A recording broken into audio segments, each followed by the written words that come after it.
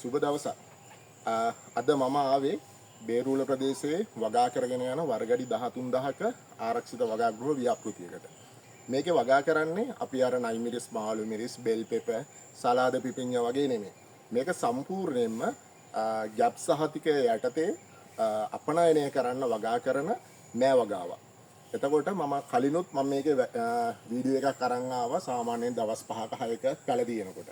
එතකොට හිතවතුන් ගොඩාක් කතා කරලා ඇහුවා මේක වගාව කරගෙන යන්නේ කොහොමද කියලා. මොකද මේ මෑ ආරක්ෂිත වගා ගෘහ, ඒ කියන්නේ පොලි ටනල් ඇතුලේ මෑ වගා කරනවා කියන එක, අපනයනයට වගා කරනවා කියන එක හැමෝටම අලුත් මාතෘකාවක්. මං හිතන්නේ මේ වෙනකොට ඕනනම් ලංකාවේම අපේ ගොවි මහත්තුරු 7-8 දෙනෙකුට වඩා මේ වැඩේ කරලා නැහැ. මොකද ගැප් සහතිකයේ යටතේ දැන් නීතියක් ඇවිල්ලා තිනවා ටනල් ඇතුලේ වගා කරොත් විතරයි අපිට යුරෝපීය රටවල් වලට අපනයනය කරන්න පුළුවන් කියලා. අන්නේ කන්ඩිෂන් එක යටතේ තමයි මේ වගාව කරගෙන යන්නේ. එතකොට මේ මෑ වගාව එහෙම නැත්නම් අද මම මේ කරන වීඩියෝ එක ගොඩාක් වැදගත් වෙන අපේ හිතවතුන් කොටසක් ඉන්නවා.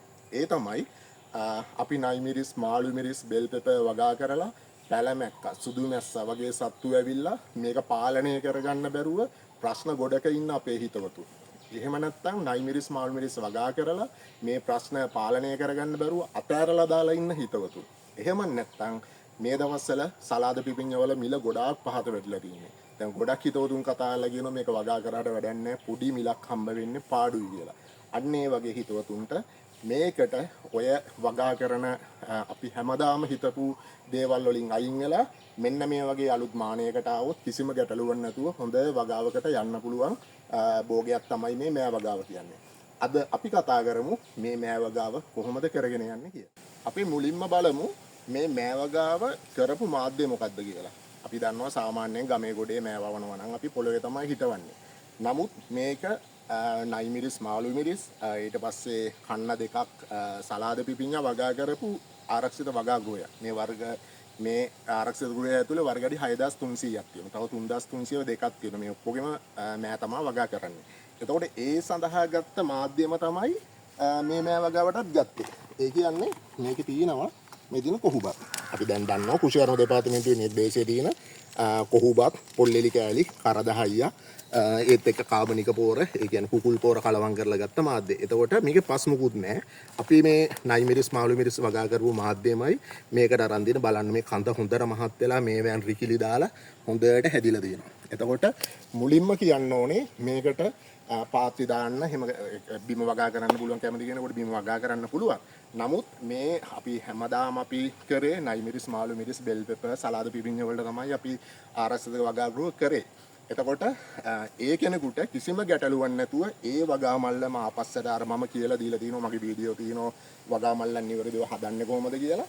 ඒ අනුව මේකෙම මේ වැඩේ කරගන්න පුළුවන්. ඊළඟට මේ වගාවට දවස් 23යි. ඊට පස්සේ තියෙන ගැටලුව තමයි මේක වැල.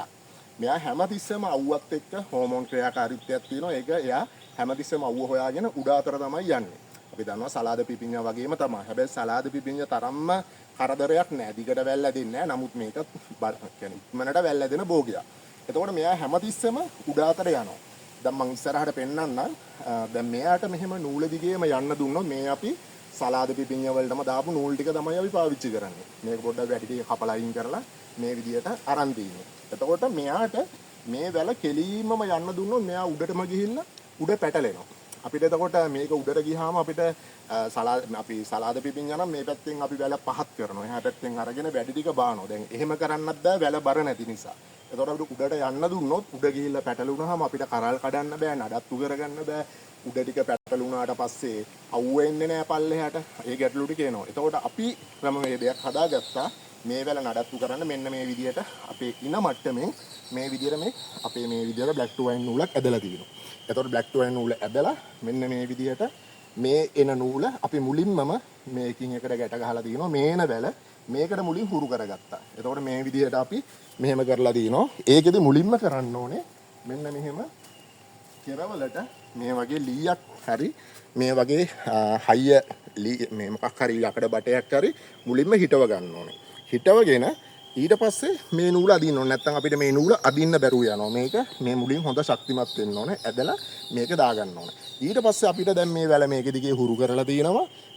දැන් මේකේ තව අපිට සතියක් විතර යනකම් මේකෙන් එන වැල් ටික මේ නූලෙම යවත හැකි. දැන් අපිට එහාට ගියාම පේනවා මේ වැල් 3-4 මේ කියන්නේ වැල් 3-4 මේ නූලේ පැටලිලා තියෙනවා.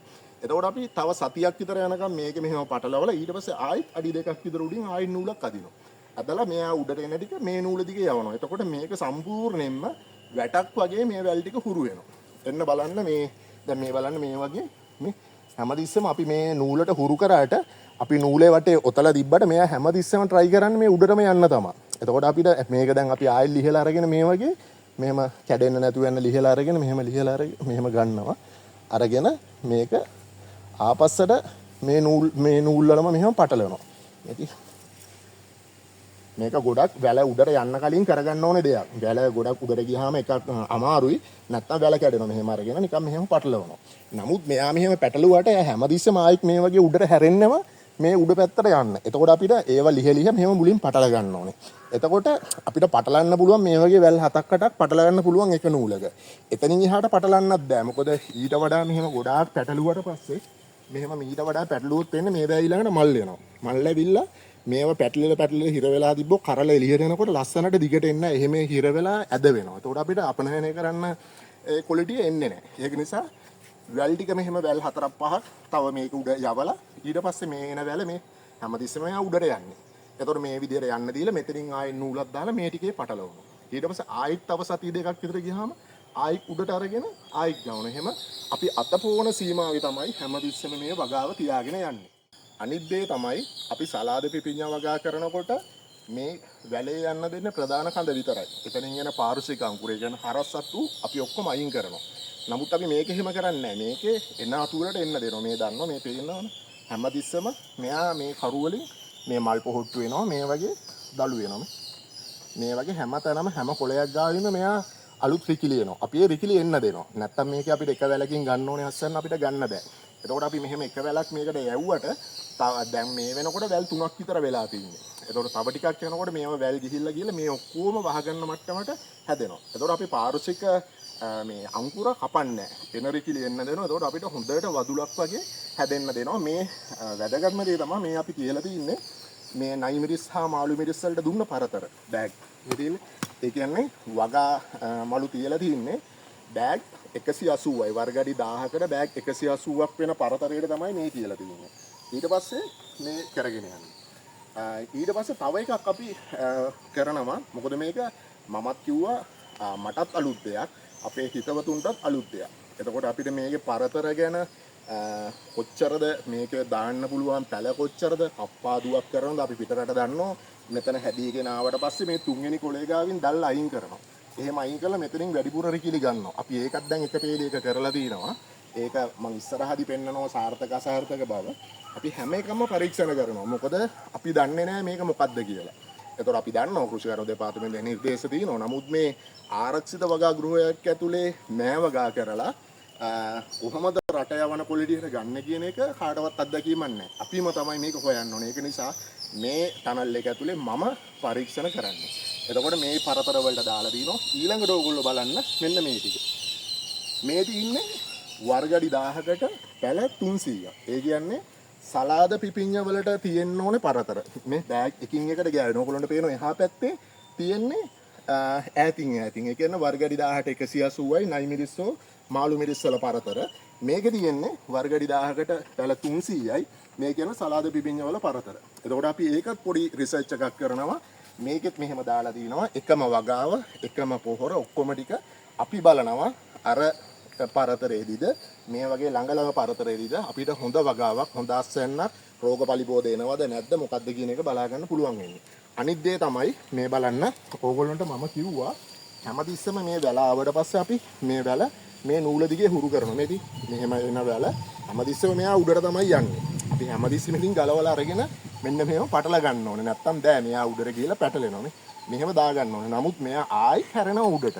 එතකොට මේ දැන් අපි මෙහෙම හුරු කරගෙන තියෙනවා. එතකොට බලන්න අන්න අරහේ තියෙනවා වැල් ටික. මේ වයසම පැල ටික. දැන් එන්න මේ පැත්තට. මම මෙතෙන්ට ඇවිල්ලා පෙන්නන්නම්කෝ. මෙන්න බලන්න. අපි මේ වගාව මේ වැල් ටික අපිට බැරි වුණා මේ අර විදිහට පහත් කරගන්න. ඒ කියන්නේ අපේ තිබ්බ පොඩ්ඩක් පරක්කු වීමක් නිසා මේ වැල් ටික බා ගන්න බැරුව වුණා. මෙන්න බලන්න දැන් මේ වැල් ටික අපි පහත් කරලා දිනවා අපේ අතේ උසින් හරි ලේසි නඩත්තු කරන්න මෙච්චරයි දින්නේ. මේ වැල් ටිකම මේ වයසේ තියෙන වැල් ටික අපි පහත් කරේ නැති නිසා බලන්න අඩි 12ක් උඩර මට්ටමට ගිහිල්ලා දැන් අර හරස් බාර් වල ක්‍රොස් බාර් වල පැටලිලා තියෙන. දැන් ආයේ මේ වැල් ගලවන්නත් බෑ. එතකොට මේක ගලවනවා නම් ඉනිමන් තියලා ගලවන්න ඕනේ. ඊට වඩා ඔයගොල්ලොන්ට ඔය හිතවතුන් මට කියන්න ඕනේ දේ තමයි අපි නිකම්මම අර එලිමහනේ වගා කරනවා වගේ මේ මෑවැල නිකාන් නූල දිගේ යන්න දුන්නොත් දැන් මේ දවස් 23 වෙනකොට මෙයා ගිහිල්ලා අන්න උඩත් පැටලිලා ඉවරයි. එතකොට අපිට අපේ වගාව එතනින්ම ඉවර අපිට කිසි දෙයක් කරගන්න බෑ. උඩ පැටලිලා කරල් එන්නෙත් උඩ ඉනිමන් තියන්න වෙනව කඩන්න ඒ ප්‍රශ්න ටික එනවා. අන්න ඒ හින්දා තමයි අපි මේ தත්ත්වයට යන්න නොදී මෙන්න මේ විදිහට තියාගන්න ඕනේ. බලන්න මේ වැල් ටිකක් හැදුවා.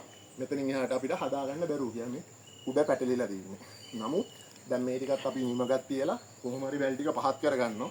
බලන්න අර ඈත ඔක්කොම ටික සම්පූර්ණයෙන්ම උඩ අඩි 12 මට්ටමටම ගිහිල්ලා තියෙනවා.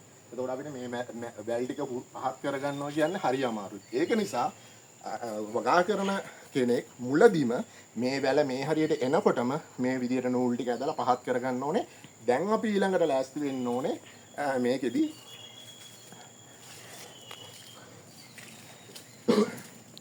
මෙන්න මේකෙදි දැන් අපි මේකේ වැල් කොටවල් 6ක් 7ක් යවලා දින්නේ. දැන් අපි ඊළඟට ලෑස්ති වෙන්න ඕන මෙන්න මෙතනින් නූලක් ආයි කැද ගන්න. මෙතනින් නූලක් ඇදලා මේ උඩට එන වැල් ආයි පාත් කර මේකෙම පටලන්නේ නැතුව මෙන්න මේ නූලක මෙතනින් පටල ගන්න. එතකොට සති දෙකක් විතර මේ නූල පටලත හැකි. ඊට පස්සේ ආයි මේ හරියෙන් නූලක් ඇදලා යවන්න. ඔන්න ඔය විදිහට තමයි මේ මෑවැල් ටික අපිට හුරු කරන්න වෙන්නේ. මොකද තව සති 3ක් විතර යනකොට මල් පිපෙල කරල් එන්න ගන්නවා. එතකොට මේ මට්ටමින් කරල් සෙට් එකක් එනවා. ආයි මේස එනවා. මේ උඩ මට්ටමින් එනවා. එතකොට අපිට හොඳට ඉරාවුව වදිනවා. රෝග පලිබෝධ හානිය අඩුයි. එතකොට අපිට ලස්සනට කරල් ටික හරි කෙලින් ලස්සන පාට වැටිච්ච හොඳ කරල් ටික අපිට ගන්න පුළුවන්. අපේ මේ පාවිච්චි කරන පොහොර ගොඩක් හිතවතුන් කතා කරලා අපි දාන පොහොර මොනවද කියලා. මොකද අපි මේ අපි පාවිච්චි කරන කෘෂිකර්ම දෙපාර්තමේන්තුව නිර්දේශ කරපු වගා මාධ්‍ය තමයි වගා කරන්නේ. එතකොට අපිට මේකට සාමාන්‍යයෙන් අපිට යාර්මිලා වගේ කැට ටිකක් දාන්න පුළුවන්. නමුත් අපි මේ වෙනකන් දැම්මේ නැහැ. අපි සාමාන්‍යයෙන් පාවිච්චි කරන පොහොර වර්ග 5යි. මම ඕගොල්ලන්ට කියලා තියෙනවා කලින් මම පාවිච්චි කරන්නේ 105210 ඇල්බර්ට් සොලියුෂන් ඊට පස්සේ කැල්සියම් නයිට්‍රේට්, මැග්නීසියම් සල්ෆේට්, මල් පිපෙනවත් එක්ක 105210 පොහොර වර්ග 5යි. එතකොට ඔය පොහොර වර්ග 5 විතරයි මම පාවිච්චි කරන්නේ. රටේම තියෙන පොහොර වර්ග මේකට ගෙනල්ලා මේ අපේ නිෂ්පාදන වියදම මම වැඩි කරගන්නේ නැහැ. ඒක නිසා මේ අපි නයිමිරිස්, මාළු මිරිස්, සලාද පිපිඤ්ඤ වල පාවිච්චි කරපු වර්ග 5ම මේකට ගැලපෙන විදිහට වගා කරලා තිනවා. බලන්න මේ කොළවල ලස්සන. මේක බලන්න. මේ කොළවල ප්‍රමාණය අතත් එක්ක බලන්න. එලි මහනේ වගා කරනවා වගේම මේ එලි මහනේ වගා කරනවා වගේම ලස්සනට හැදිලා තියෙනවා. ඒ කියන්නේ මේ බලන්න දළු වල මහත.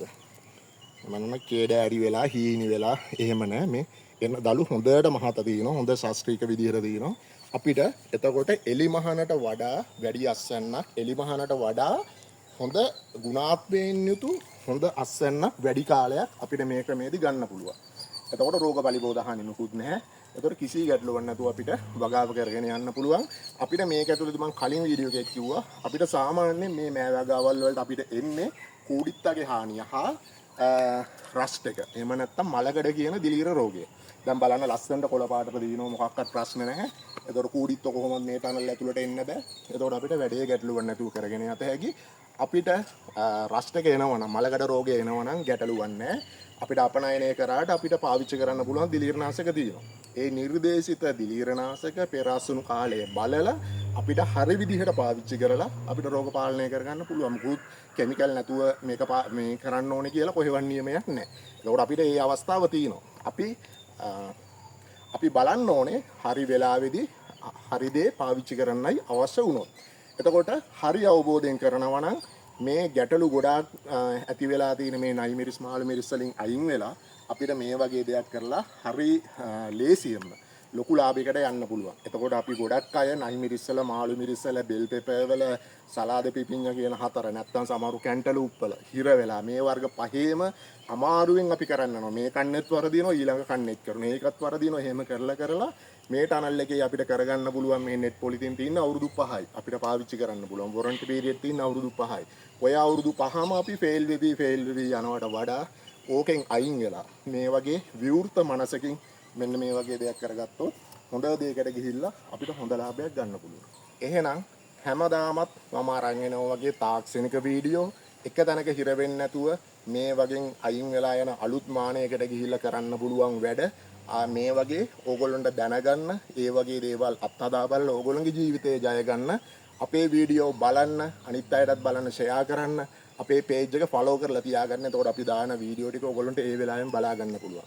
ඒත් එක්කම අපේ YouTube channel එකත් subscribe කරලා bell icon එකත් click කරලා ඒකත් YouTube channel එකත් එක්කත් එකතු වෙන්න. එතකොට මේ පොලිටනල් වගා කරගෙන යන ඕගොල්ලොන්ට කාලෙන් කාලට එකම දේ හැමදාම නෙමෙයි කාලෙන් කාලට එන අලුත් තාක්ෂණය කෘෂිකර්ම දෙපාර්තමේන්තුවෙන් ගේන දේවල් රෝග පලිපෝදේ සියලුම දේවල් ඕගොල්ලොන්ට බලලා අදහසක් අරගෙන වගාව සාර්ථක කරගන්න ජීවිතය ජය ගන්න අවස්ථාවක් තියෙනවා. එහෙනම් අපිත් එක්ක සම්බන්ධ වුණාට බොහොම ස්තුතියි.